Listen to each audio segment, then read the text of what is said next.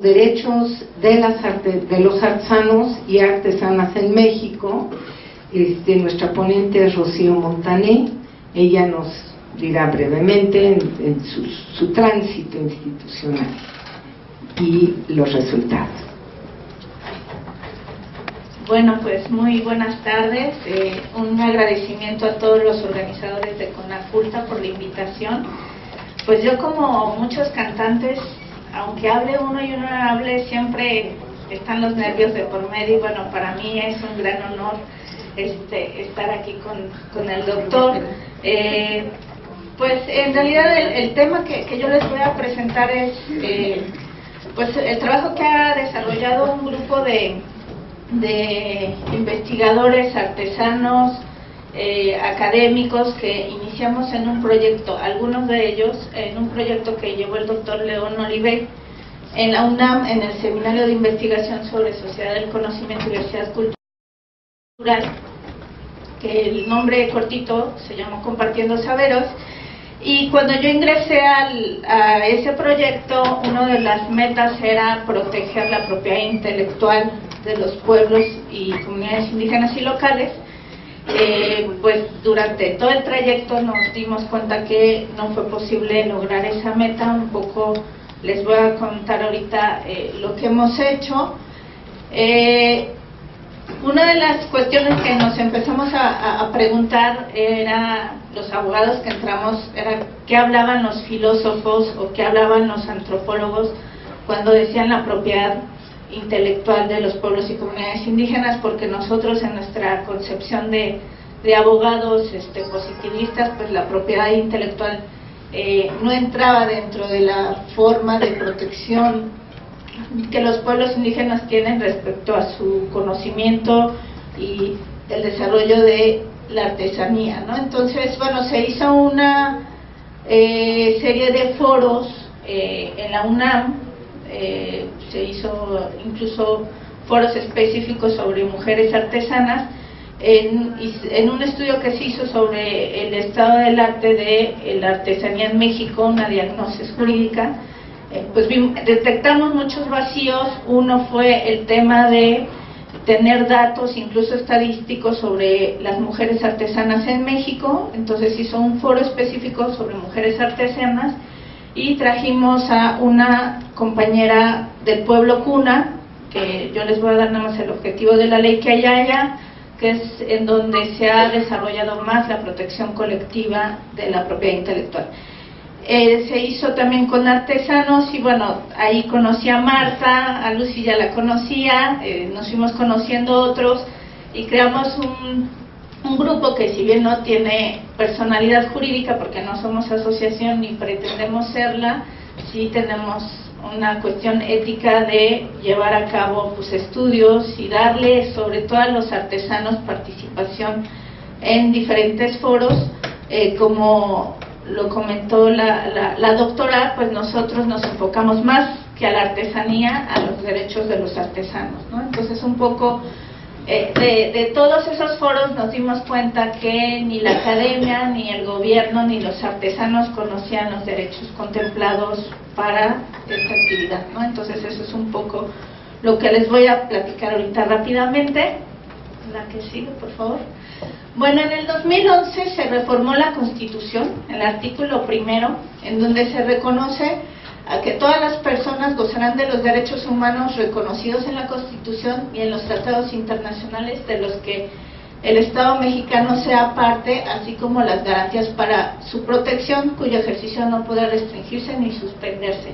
Entonces, aquí lo que se estableció en la Constitución es lo que se le llama el bloque de constitucionalidad, en donde había elementos, por ejemplo, como el conocimiento tradicional en la cosmovisión, que no estaban estrictamente en la reforma constitucional en materia indígena. Sin embargo, sí está en el convenio 169 de la OIT. Entonces, todos esos elementos que no describía la Constitución textualmente, a través de este bloque de constitucionalidad y el reconocimiento de los tratados internacionales en materia de derechos humanos, pues permiten esta protección. La que sigue. Bueno, entre los principios que se establecen en la misma Constitución está el principio de interpretación conforme y el principio pro persona, ¿no? Entonces, la interpretación conforme es lo que les comenté, que se interpretará de conformidad con la Constitución y los tratados internacionales, y el principio pro persona es favoreciendo en todo el tiempo a las personas la protección más amplia. ¿La que sigue? En este artículo también se establece ya una obligación para todas las autoridades en los diferentes niveles y órdenes de gobierno en promover, respetar, proteger y garantizar los derechos humanos de conformidad con los principios de universalidad, interdependencia, indivisibilidad y progresividad.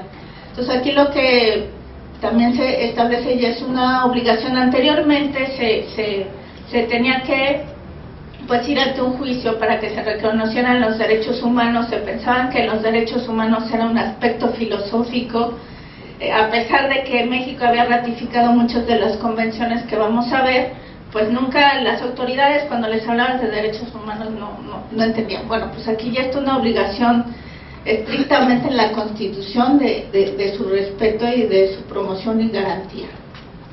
¿En la que sigue? Bueno, una de estos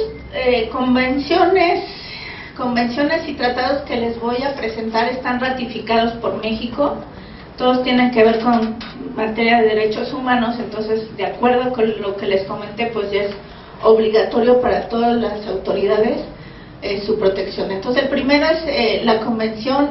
Dividí tres derechos. En estos foros que les comenté del grupo han salido varias exigencias de los artesanos respecto a las políticas públicas. Creo que de las más importantes ha sido el tema del desarrollo, que ellos puedan desarrollarse con el uso de su conocimiento tradicional.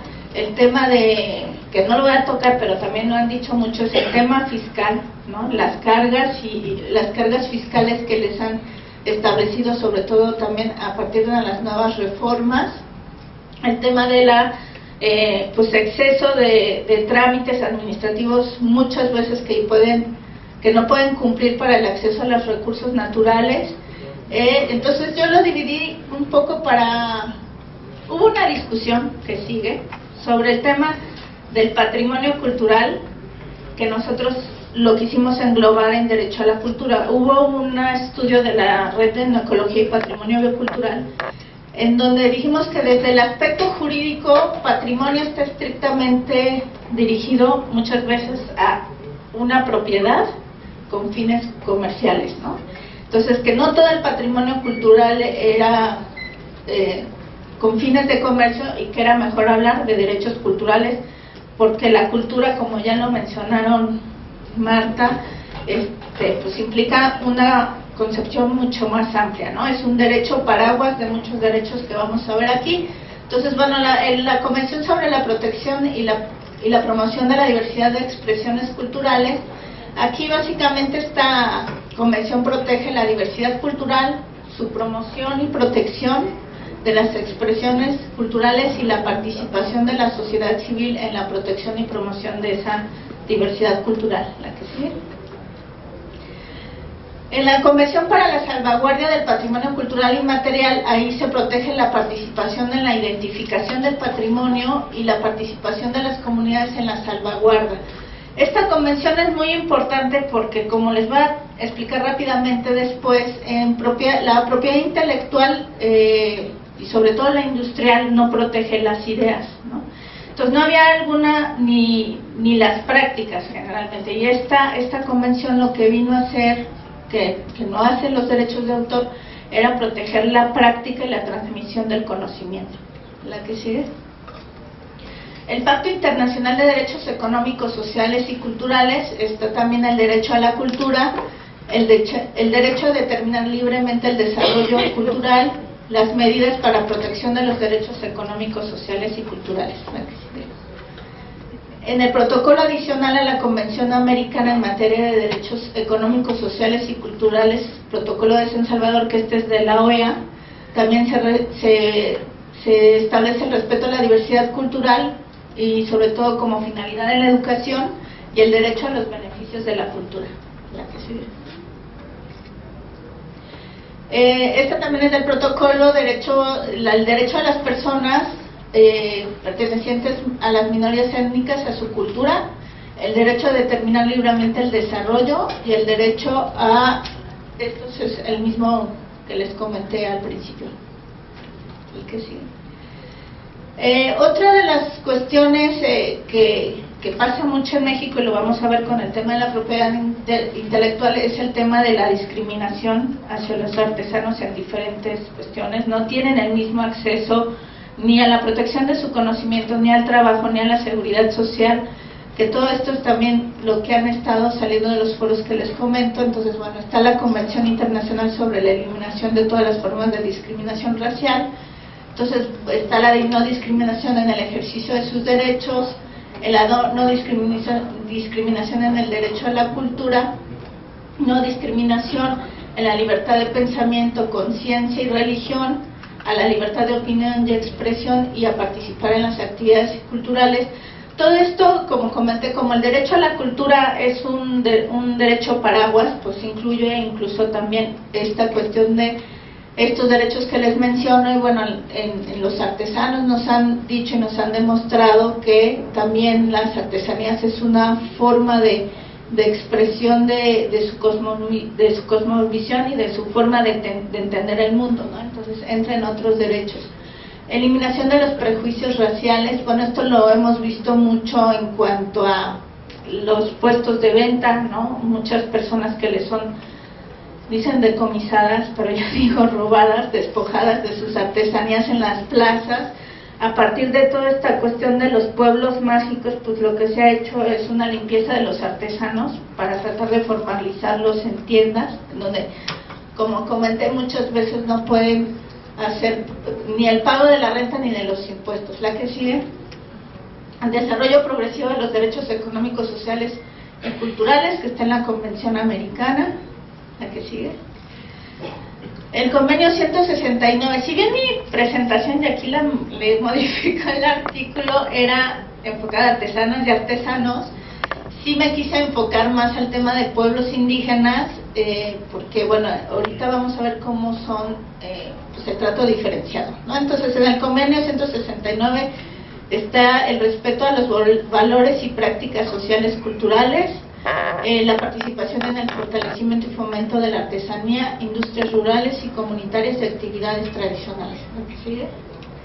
El deber de reconocer, proteger los valores y prácticas sociales y culturales, la promoción de la plena eficacia de los derechos económicos, sociales y culturales y el reconocimiento de valores y prácticas de los pueblos indígenas.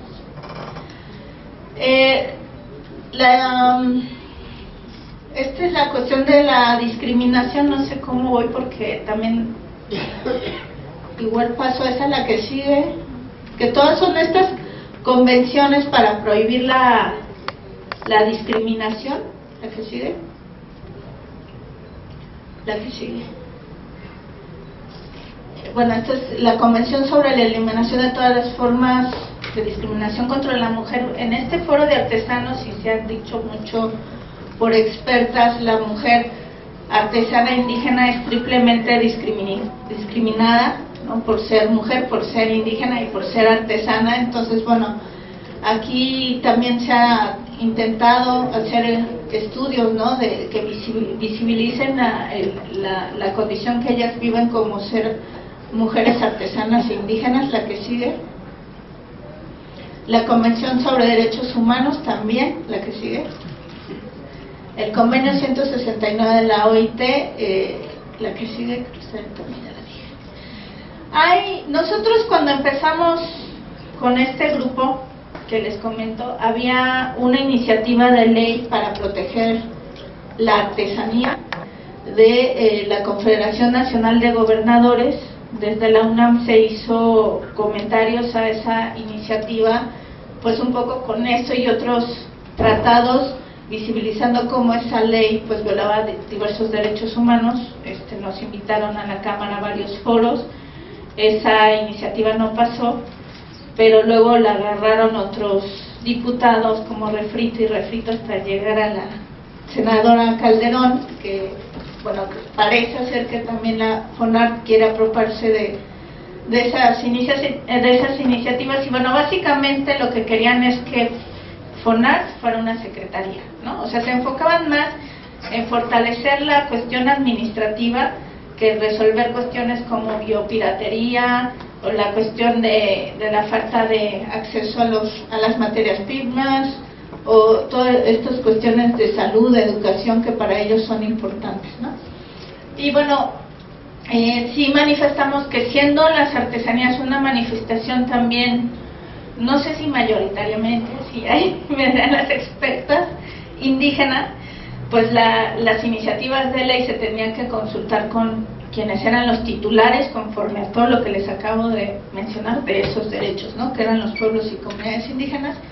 Entonces, bueno, aquí está el tema del derecho a la consulta y la participación, así como el consentimiento fundamentado previo. Sí quiero hacer la diferencia que el derecho a la consulta es un proceso mucho más amplio que el consentimiento, que ya es netamente la negociación respecto a el uso del conocimiento tradicional. Entonces está la Convención sobre la protección y promoción de la diversidad y de las expresiones culturales, la que sigue, que vienen todos esos. El Pacto Internacional de Derechos Económicos, Sociales y Culturales, que tiene el derecho a determinar libremente el desarrollo cultural, la que sigue. El Pacto Internacional de Derechos Civiles y Políticos, también a determinar libremente su desarrollo, la que sigue. Y el Convenio 169 de la OIT, que viene el derecho a decidir sus propias prioridades de desarrollo, participación de los pueblos indígenas en acciones para proteger sus derechos e integridad, y la consulta de medidas legislativas y administrativas. Sí quise hacer un poco énfasis en el tema de desarrollo porque bueno, no voy a decir nombres, pero una funcionaria nos está mucho con esta cuestión de la cruzada contra el hambre y el desarrollo, y empiezan a establecer políticas que, bueno, no consultan a los titulares de los derechos, ¿no? Y bueno, pues realmente no dudo que un certificado y un premio sean importantes para los artesanos, pero ellos están pensando que su desarrollo es más que eso, ¿no?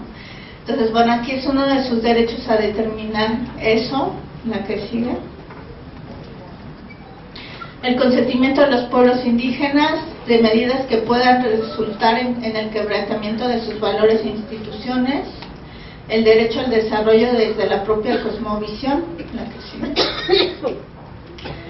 La Declaración Universal, ese ya voy a ir más rápido, nada más quiero comentar dos cosas aquí. La primera, que es el tema del reconocimiento de su personalidad jurídica. A partir de la reforma constitucional también se reformó el juicio de amparo, en donde se reconocen los intereses jurisdiccionales colectivos, ¿no? Anteriormente las comunidades indígenas, a pesar de haber tenido desde anteriormente los derechos reconocidos en la Constitución, no se les reconocía personalidad jurídica, y bueno, pues es un derecho humano fundamental, porque si no tienes personalidad jurídica no puedes ir ante un tribunal a defender tus derechos. La que sigue. Esta es la Declaración Universal de Derechos Humanos, es igual a la propiedad individual y colectiva. Ya lo mencionaron aquí, pues el tema artesanal, no solamente los artesanos son colectivos, sino individuales también. Entonces ambos están protegidos en el marco de los derechos humanos. La que sigue. Nadie será privado arbitrariamente de su propiedad, y ahí sí, ahorita es un punto rojo que les voy a comentar en el tema de la propiedad intelectual. Toda persona tiene derecho a la libertad de reunión y asociación pacíficas. Esto también lo voy a mencionar en marca colectiva, y nadie podrá ser obligado a pertenecer a una asociación, más bien ese último. La que sigue. Bueno, estos también los derechos culturales que están en la declaración. Me voy a ir al segundo, que es el tema de los derechos de autor, que son el reconocimiento también tanto de los derechos morales como patrimoniales por razón de sus producciones científicas, literarias y artísticas. La que sigue, por favor. La que sigue. La que sigue. Y bueno, pues ya esto se lo hemos presentado a diversas autoridades y pues entendemos que está como muy claro que los artesanos tienen diversos derechos. El principal es el derecho a la cultura, el derecho al desarrollo, que implica la satisfacción de todas sus necesidades, y a la consulta. ¿Cómo está la propiedad intelectual en México? Y bueno, un poco la preocupación del uso de los diseños artesanales y su divulgación. La propiedad industrial, pues bueno, protege patentes, diseños industriales, marcas de comercio y secretos industriales. El derecho de autor protege las creaciones artísticas como libros, obras musicales, pinturas, esculturas, películas y obras realizadas por medios tecnológicos y bases de datos. Entonces aquí el tema de la artesanía se puede proteger tanto como por la propiedad industrial como una marca colectiva o incluso un diseño industrial, y en el caso de los derechos de autor pues también se puede proteger los diseños y las bases de datos. La que sigue. Bueno, estos son los titulares de los derechos de autor. El titular puede ser el originario, que es el creador de la obra, o puede ser otro que mediante una licencia se le otorga un derecho derivado. Y las personas físicas serán los autores titulares originarios, mientras que las personas jurídicas son los titulares derivados. Entonces aquí hay un primer elemento, que las personas jurídicas, que generalmente son las que se consideran personas morales, siempre en el caso de que se reconocieran los derechos colectivos de propiedad intelectual, pues entrarían en el segundo, que son derivados, ¿no? O sea, no realmente como los creadores de el diseño. ¿La que sigue? Los derechos patrimoniales, bueno, los derechos pueden ser de explotación, que es la reproducción, distribución y comunicación pública y transformación, o la simple remuneración, por ejemplo, por actos de distribución y reventa y préstamo. ¿Sí? ¿Qué es irrenunciable e inalienable en los derechos de autores? Divulgar la obra, exigir el reconocimiento de la autoría, exigir el respeto a la integridad de la obra, modificar la obra y retirar la obra del comercio. Ninguno de estos derechos son reconocidos, como no hay un reconocimiento colectivo de propiedad intelectual, pues ninguno de estos puede hacer las comunidades indígenas y locales artesanas. La que sigue. Bueno, estos son cuáles son las obras protegidas por los derechos de autor. La que sigue.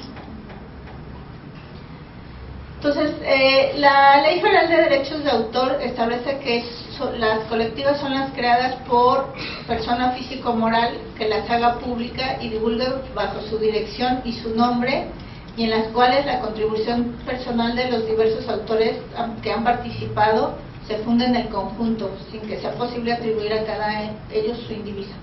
A pesar de estar reconocida esta forma de obra colectiva, las comunidades indígenas, cuando se hizo este proyecto, hubo una comunidad MEPA en Guerrero, que ellos querían proteger la obra por los ancianos, ¿no? El Consejo de Ancianos. Entonces Indautor dijo que esa no era una obra colectiva, o sea que ellos querían que fuera de todo el pueblo, porque la artesanía era de todo el pueblo, y Indautor dijo que no cabía dentro de las obras colectivas y no tenían personalidad jurídica. La que sigue. Una de las cosas que sí hemos visto muy graves para el tema de los diseños artesanales, y ya los decía, me parece, Marta aquí, es que todo lo que sea las obras de dominio público, que es así son consideradas las obras de arte popular, que todo el mundo las puede usar siempre y cuando no la deformen, pero no requiere autorización del autor originario, que son las comunidades. Al ponerlas de dominio público, yo ya no las puedo hacer ni diseño industrial ni proteger mediante la propiedad intelectual, ya pasan a ser de todo el mundo, ¿no? Entonces todas las publicaciones, libros con diseños, pues le quitan realmente a las comunidades el derecho de decidir si lo quieren divulgar, si lo quieren proteger, si quieren regalías, porque pues obviamente uno de los requisitos de la propiedad intelectual es que no esté en el conocimiento público. Bueno, esas las obras de los pueblos y comunidades indígenas, pues la única protección que se da es contra su deformación, pero como les comento, pues les quitan todos los otros derechos de patrimonio, los derechos patrimoniales, ¿no?, que tienen todos los demás creadores, y pues eso también es una cuestión discriminatoria. La que sigue.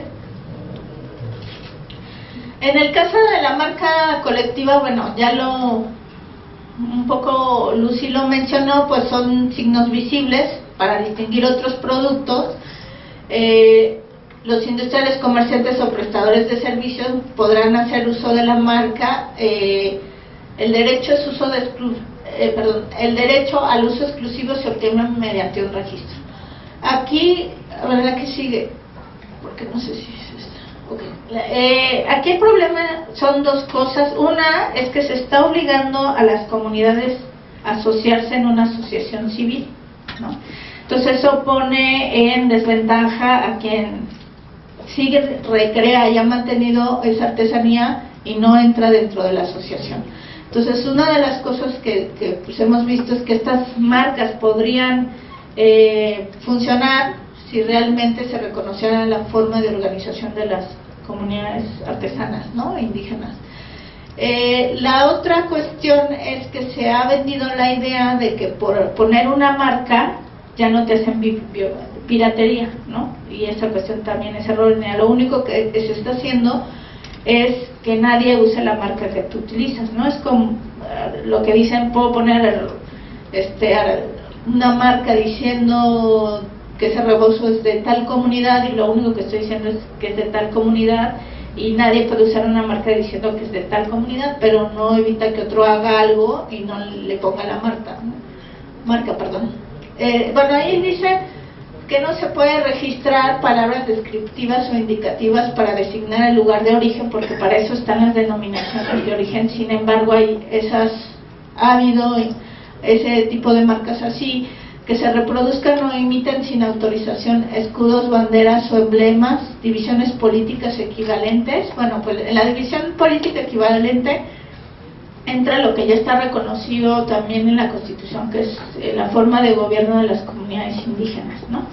Entonces de repente se quiere usar el escudo de la bandera purépecha, por decir así, ¿no?, cosa que no se debería de hacer. O hay municipios que también quieren usar la bandera del municipio y como para atraer, pero realmente eso está prohibido. Las denominaciones de poblaciones o lugares que se caracterizan por la fabricación de ciertos productos, que es lo que les estoy comentando. El que sigue. Bueno, lo que les comenté, que debe de estar asociada, no puede ser transmitida a terceras personas, que era lo que querían en Guerrero, decir, bueno, no queremos que se registre a nombre de las personas que son del Consejo de Ancianos porque ellos van a fallecer, ¿no? Queremos que sea en una figura que pueda garantizar la transmisión. Entonces, bueno, con las marcas colectivas se requiere estar asociado, ¿no? ¿Lo que sigue? Bueno, los derechos sui generis es obviamente el desarrollo de la propiedad intelectual, pero bajo los esquemas del uso del conocimiento de las comunidades indígenas, ¿no? En los derechos sui generis, por ejemplo, no podría haber esta cuestión de que son 200 años, ¿no?, por el derecho de autor, sino que se debe de garantizar la transmisión de generación en generación. En Panamá existe esta ley que tiene por objeto proteger los derechos colectivos de propiedad intelectual sobre sus conocimientos tradicionales, creaciones y elementos culturales de su historia, música, arte y expresiones artísticas tradicionales que sean susceptibles de uso comercial a través de un sistema de registro, promoción y comercialización. También hay un artículo en el Código Penal que son de 4 a 6 años quienes usen diseños artesanales sin la autorización de la autoridad cuna.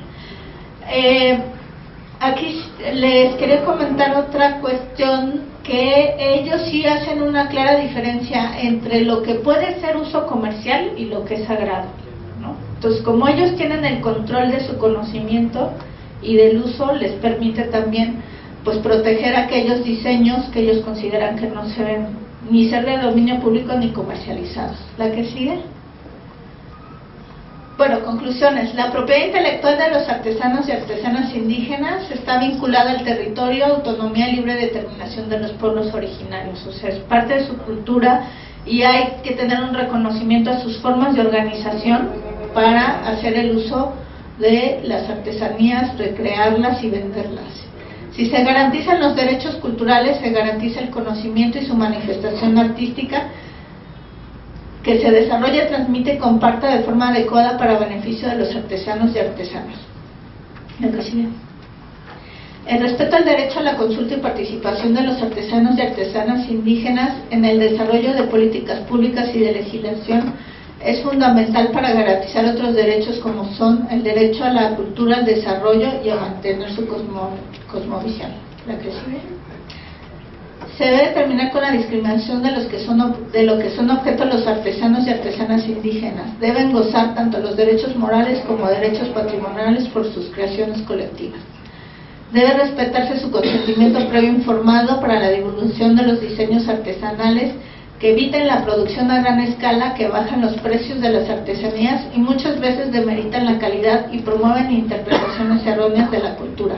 Los beneficios del uso de los diseños artesanales deben ir a la comunidad que es la titular del conocimiento y la cultura. ¿Sí? Pues gracias. Y ese link de abajo ya es una página que tenemos este grupo que les comento, en donde bueno, vamos a hacer un foro que es el 6 y 7 de noviembre me parece. También fue un reclamo de los artesanos de los pueblos originarios también y de los artesanos urbanos de pues visibilizar también sus problemáticas. Entonces pues ahí está mi correo para cualquier pregunta. Gracias.